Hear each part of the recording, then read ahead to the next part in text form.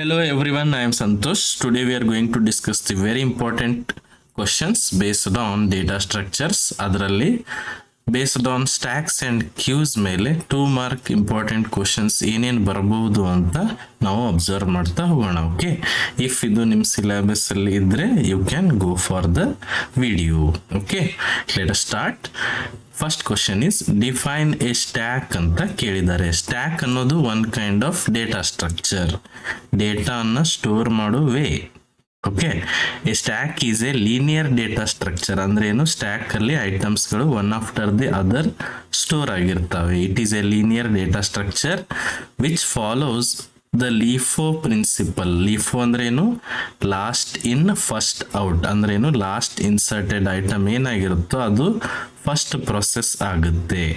Wear insertion and deletion happens at only one end. ಆ ಎಂಡ್ಗೆ ಏನಂತ ಕರೀತಾರೆ, ಟಾಪ್ ಎಂಡ್ ಅಂತ ಕರೀತಾರೆ. ಇಲ್ಲಿ ಇನ್ಸರ್ಷನ್ ಮತ್ತು ಡಿಲೀಷನ್ ಒಂದೇ ಎಂಡ್ ಇಂದ ಆಗುತ್ತೆ. ಆ ಎಂಡ್ಗೆ ಏನಂತ ಕರೀತಾರೆ, ಟಾಪ್ ಅಂತ ಕರೀತಾರೆ. ಮೇ ಬಿ ಟಾಪ್ ಅಂದ್ರೆ ಏನು ಅಂತಾನು ಕೇಳಬಹುದು ಎಕ್ಸಾಮ್ ಅಲ್ಲಿ.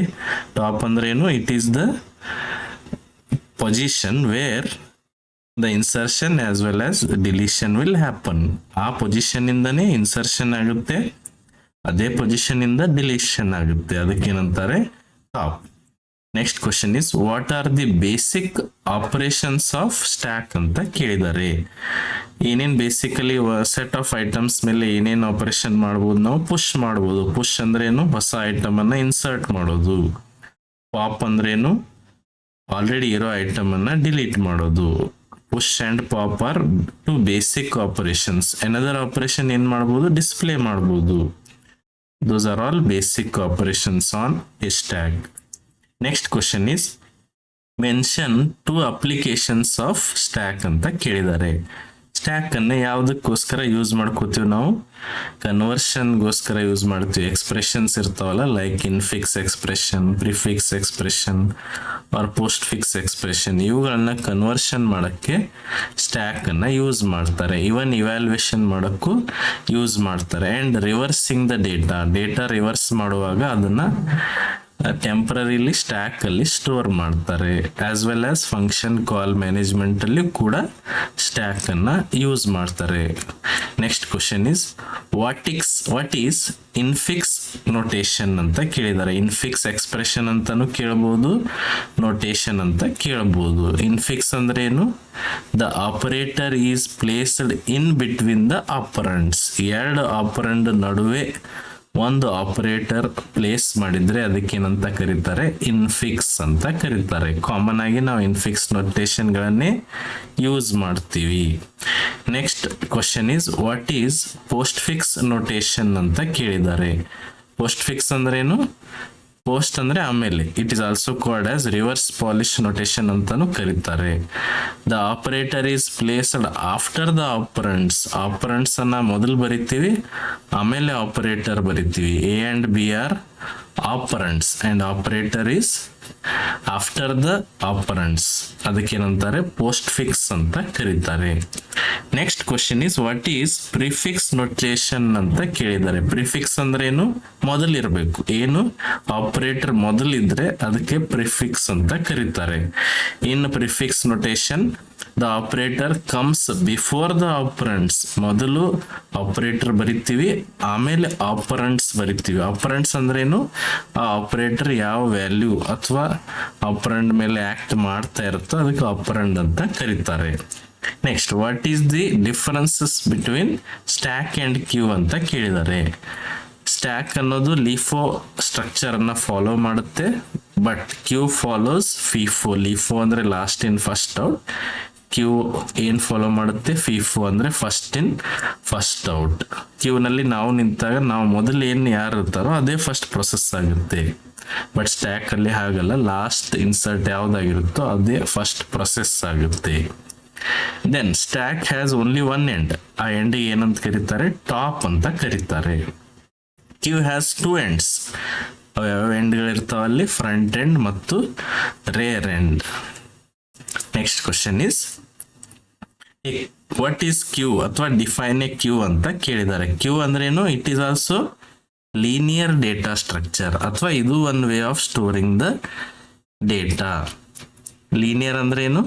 ಐಟಮ್ಸ್ಗಳು ಕಂಟಿನ್ಯೂಸ್ ಆಗಿ ಸ್ಟೋರ್ ಆಗಿರ್ತವೆ. ಬಟ್ ಇದು ಏನ್ ಪ್ರಿನ್ಸಿಪಲ್ ಅನ್ನು ಫಾಲೋ ಮಾಡುತ್ತೆ? ಫಿಫೋ ಪ್ರಿನ್ಸಿಪಲ್ ಫಾಲೋ ಮಾಡುತ್ತೆ. ಅಂದ್ರೇನು? ಫಸ್ಟ್ ಇನ್ಸರ್ಟೆಡ್ ಡೇ ಫಸ್ಟ್ ಏನಾಗುತ್ತೆ? ಪ್ರೊಸೆಸ್ ಆಗುತ್ತೆ. First in first out.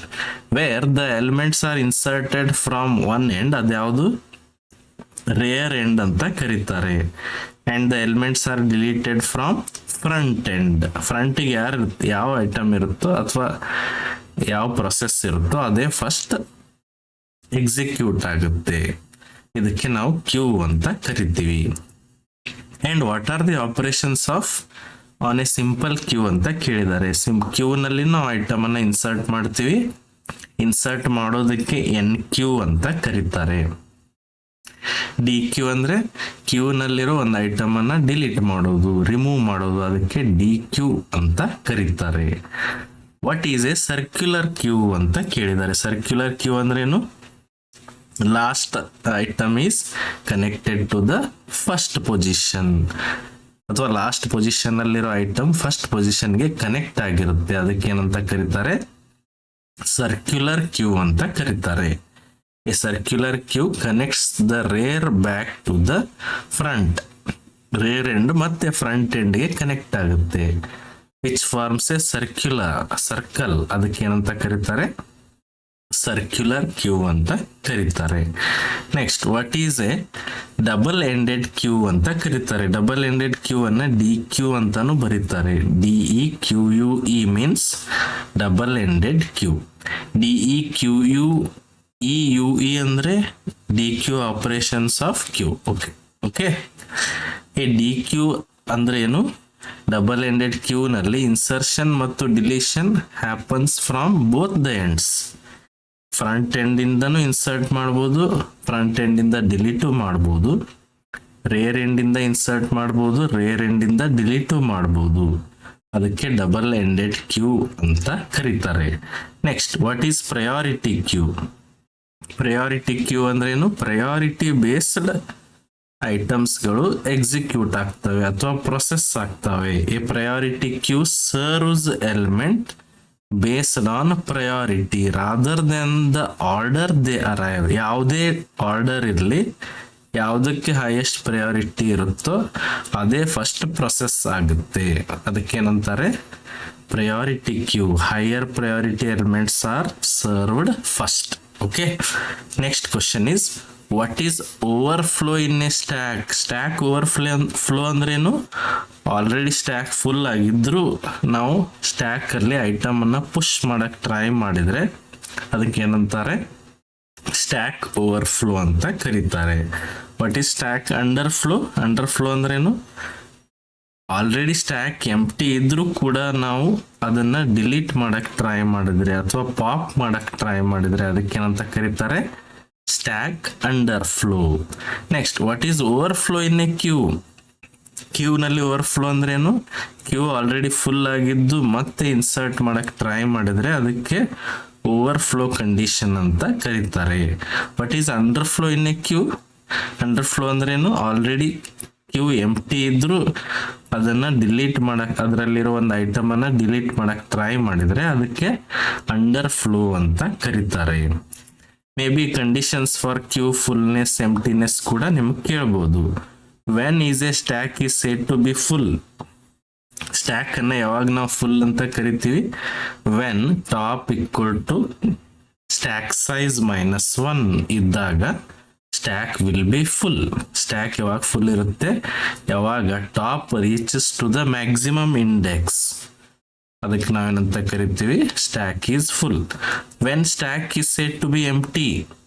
Stack ಅನ್ನ ಎಂಪ್ಟಿ ಅಂತ ಯಾವಾಗ ಕರಿತೀವಿ? ಯಾವಾಗ ಯಾವುದೇ ಐಟಮ್ಸ್ ಇರಲಿಲ್ಲ ಅಂದ್ರೆ ಅದಕ್ಕೆ ನಾವು ಸ್ಟ್ಯಾಕ್ ಈಸ್ ಎಂಪ್ಟಿ ಅಂತ ಕರಿತೀವಿ. ಅಂಡ್ ಆ ಕಂಡೀಷನ್ ಯಾವುದು? ಟಾಪ್ ಈಕ್ವಲ್ ಟು -1 ಇದ್ದಾಗ stack will be empty. Next question is, when is a queue is said to be full? Queue ಯಾವಾಗ ಫುಲ್ ಇರುತ್ತೆ ಅನ್ನೋ ಕಂಡೀಷನ್ ಅನ್ನ ಕೇಳ್ಬೋದು. ಕ್ಯೂ ಯಾವಾಗ ಫುಲ್ ಇರುತ್ತೆ ಅಂದ್ರೆ when the rear reaches to the last index. ಹಂಗಂದ್ರೆ rear equal to queue size -1 ಇದ್ದಾಗ ಕ್ಯೂ ಈಸ್ ಫುಲ್ ಅಂತ ನೀವು ಬರಿಬಹುದು. ಓನ್ಲಿ ಕಂಡೀಷನ್ ಬರೆದ್ರು ಸಾಕು. No need of even explanation. Okay, ಅದಕ್ಕೆ ನೀವು ಎಲ್ಲ ನೆನಪಿಟ್ಕೋಬೇಕು. ಏನು, ಸ್ಟ್ಯಾಕ್ ಯಾವಾಗ ಫುಲ್ ಇರುತ್ತೆ, stack size -1. Top equal to stack size -1 ಇದ್ದಾಗ ಸ್ಟ್ಯಾಕ್ ಫುಲ್ ಇರುತ್ತೆ.